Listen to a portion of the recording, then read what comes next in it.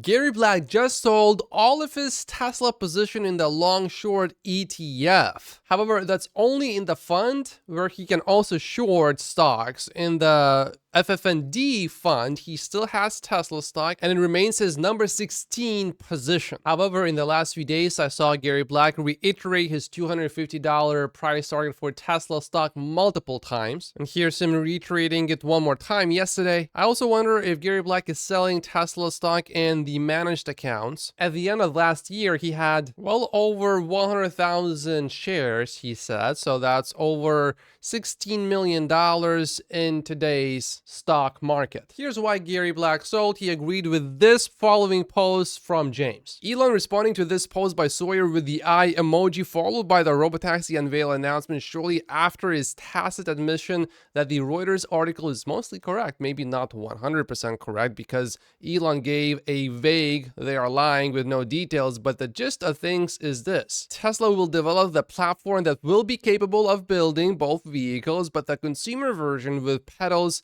and steering wheel, etc., will be deprioritized, with talent and resources being focused on the Robotaxi. This can be viewed as bullish if one believes that Tesla will solve autonomy in the near, not too distant future. Why sell a mass market car if autonomy is solved? I can see that argument. Conversely, this can also be viewed as incredibly bearish if one does not believe that Tesla will solve full autonomy, because it basically guarantees that the auto growth story is dead. Energy has a few good years ahead, but the long-term story here is also decreasing margin and value. Mexico keeps being delayed. There will be no high-volume mass market vehicle for many years, probably 2027 plus. Semi has great potential, but also years away from contributing. 4680 has also great potential to transform the margin profile of the 3 and the Y. Worth watching this closely. As I have expressed in the past, I view this approach as unnecessarily risky. With this course of action, Tesla is worth very little or very much. It also depends on an individual's risk profile. I consider myself conservative. I used to have all my assets in Tesla stock and I felt very comfortable. Today, I view Tesla as a super high risk, high reward call option with a strike date expiring in 6 months or so. All in on autonomy is a hill Elon is willing to die on. Are you? Says James. I think Troy is closer to the truth than James. I think the compact car is postponed for now, not canceled. They are prioritizing the Robotaxi, but they will still produce a compact car probably in 2028 or 2029. The reason is that there are no batteries for Giga Mexico because Tesla's plan to partner with CATL to build a cell factory in the US fell through. The reason was not competition in China, as Reuters implied. James actually agrees and says this makes sense. Troy states that Tesla is copying what Ford is doing. Therefore, search for Ford CATL cancel and you will find articles about Ford's new plan. The old plan was to partner with CATL to build a factory in the US, and CATL would manufacture the cells. That plan is now canceled because they don't get the tax credit. The new plan is to license the technology from CATL, and then Ford and Tesla will produce the cells themselves. They want to test this workaround to see if they can still get the tax credit. I think that explanation makes the most sense so far. But I have doubts about this logic. Look at the date, August 8, and you'll see why likely all these predictions are gonna be in vain. I wasn't planning for all that to rhyme, but the number 8 is incredibly special in the Chinese culture. Phonetically, the number 8 basically means wealth or prosperity, and they are obsessed with that number. And why would Tesla need to get battery credits in China for the vehicles made for China? So why wouldn't Tesla build a compact vehicle in China as soon as possible from this moment? Unless Tesla really need all of that extra engineering talent to work on the Robotaxi. But Tesla has a whole engineering department in China. They re-engineer the Model 3. Couldn't they just make a whole new vehicle? So my guess is that announcement will have something to do with China too. It would be too weird for it not to have anything to do with China. I will consider myself tricked if there's zero things about China during that announcement date. Now, it may not necessarily be a new vehicle announcement for China specifically, but there should be at least something significant specifically for China. I think any Chinese Tesla employee is going to look at the data and say, oh, it's about us. Something is about us here. Now, the absolutely worst day to pick for anything, if you want to impress the Chinese, would have been April 4th in 2024, because the number 4 is considered extremely unfavorably in China because it sounds like dying. So imagine going to an elevator and pressing die. Then you go to floor number 4. Gary shares the view of James that higher prioritization of robotaxis is likely to be viewed negatively by institutional investors. I worry that Elon has been too optimistic about the timing of zero intervention autonomy in the past and could be too optimistic again given significant legal and regulatory challenges. We'll likely get more insight about the $25,000 compact vehicle and robotaxi on the earnings call on April 23rd. But do we believe investors will take more risk off the table before then? Gary Black is basically predicting that Tesla stock is going to go down before then. And Gary believes that the percentage in terms of Tesla stock ownership of true institutional is 35 to 40%, excluding index funds. Now, I think this actually makes a lot of sense. Tesla cannot make an EV that people want. Tesla cannot make a profitable EV. Tesla cannot make a profitable EV at scale. Tesla cannot make a profitable EV at scale that people want. And finally, Tesla cannot make a profitable EV at scale that people want that can drive itself. I believe this is going to be very wrong, and Farzad just yawns at all of these people. By the way, right now Waymo has 1 disengagement per 17,000 miles. In my Tesla, I probably have a critical safety related disengagement driving in the city every 10 to 15 miles. Morgan Stanley's Adam Jonas weighed in on the situation as well. He released a new Tesla stock note. Jonas estimates that the $25,000 compact accounts for over 40% of incremental unit volume from 2024 through 2030. So a good chunk of Tesla 60 XPE. And by 2030, Jonas estimates that the $25,000 compact will account for 17% of total Tesla revenue and 10% of Tesla's earnings, basically. Morgan Stanley currently has a Tesla stock price target for the next 12 months of $310 per share, but only $62 come from the traditional EV business, $61 from ride and hailing mobility, presumably from a Tesla robotaxi fleet, and $104 from licensing of Tesla's FSD tech to other OEMs. Morgan Stanley also points to Tesla's production capacity utilization, which has steadily declined since its peak at the beginning of 2022. Right now, it sits at 73.8%.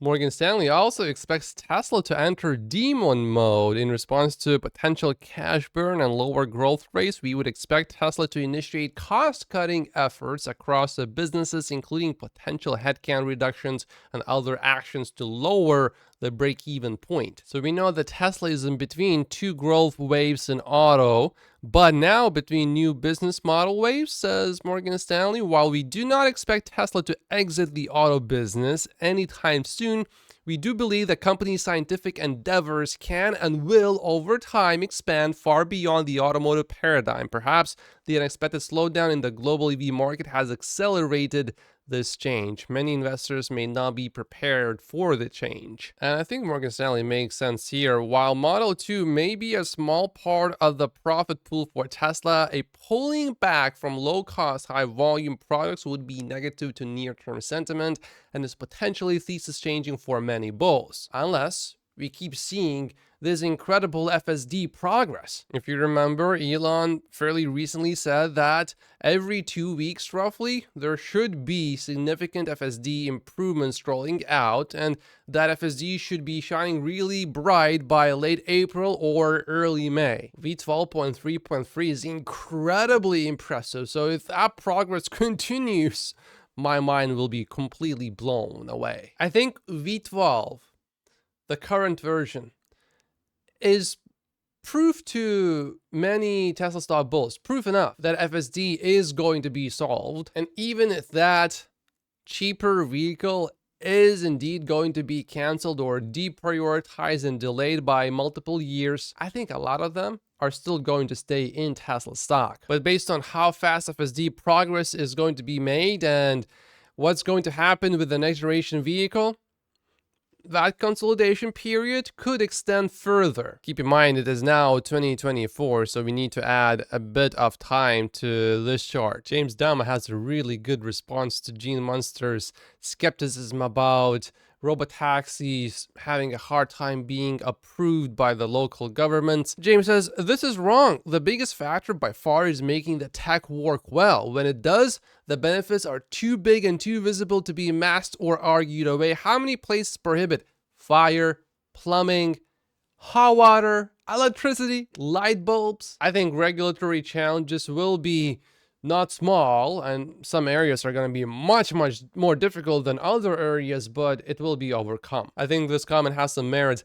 After thinking about it some more, I wouldn't be surprised at all if the August 8th Robotaxis unveil announcement Elon just threw out blindsided Tesla executives internally, and that there will be a mad dash over the next 4 months to make that event happen. Elon Musk reposted a link to his Master Plan Part 2. He says, I wrote this 8 years ago. He wrote, starting a car company is idiotic and an electric car company is idiocy squared. In that plan, he wrote, a lower cost vehicle than the Model 3 is unlikely to be necessary because of the third part of the plan described below, autonomy.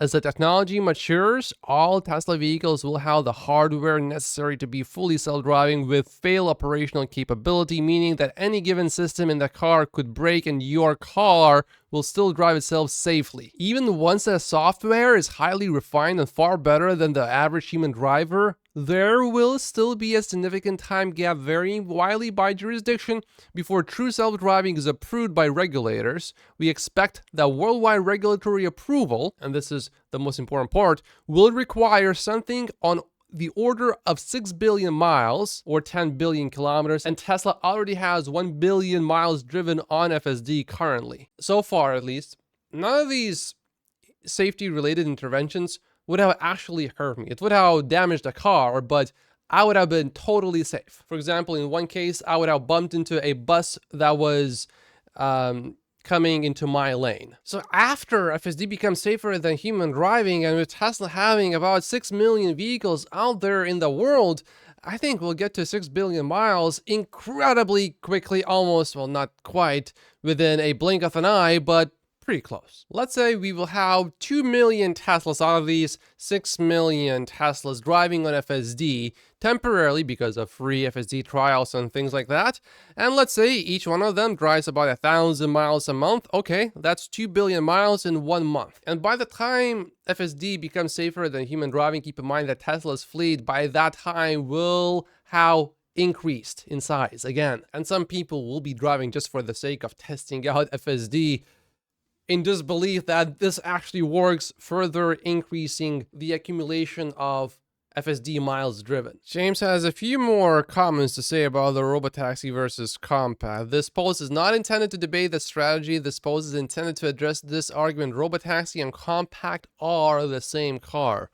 Well, he says the Robotaxi requires FSD to be close to, if not at level 4 to level 5, basically needs to be safer than human driving pretty much everywhere. Would be targeted to the US market, will be purpose-built and designed as a taxi, probably doesn't need a ton of production capacity. I'm not so sure about that. I mean, if FSD is really safer than human driving, there will be a lot of demand. The Compact, on the other hand, of course, doesn't require FSD at all, should be targeted to Asia and Europe, would be designed as a consumer car, needs a lot of production capacity and a lot more complex supply chain to support it, which probably requires a lot more factory suppliers, etc. So James believes that there will be a night and day difference between these two vehicles, even though they will be built on the same chassis. But also to that, I would say, which vehicles were ramped quickly by Tesla?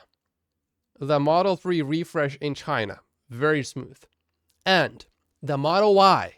Why?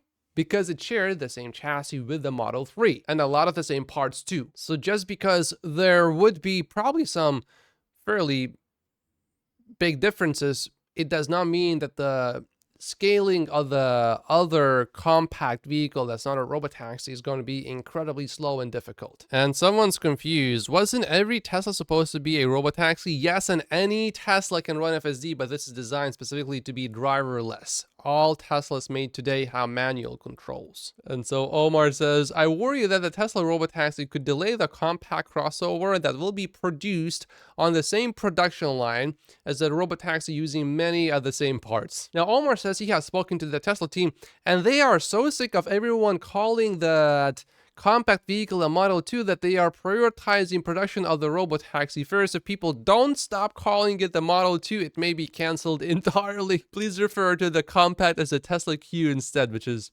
code for Tesla Bear. Omar can definitely be a comedian. Some of his posts are pretty funny. Sawyer's wondering, what will Tesla name the Robotaxi? I think this is a pretty good name. Tesla Innovative Transportation Service. They can shorten it if they want to. I have also seen some people express similar sentiments to this one. Elon killed Tesla yesterday. He wanted to make this bet with the why. This is a do or die decision for the company. Not worth putting all eggs in one basket, even if the tech could get there soon. Unlikely.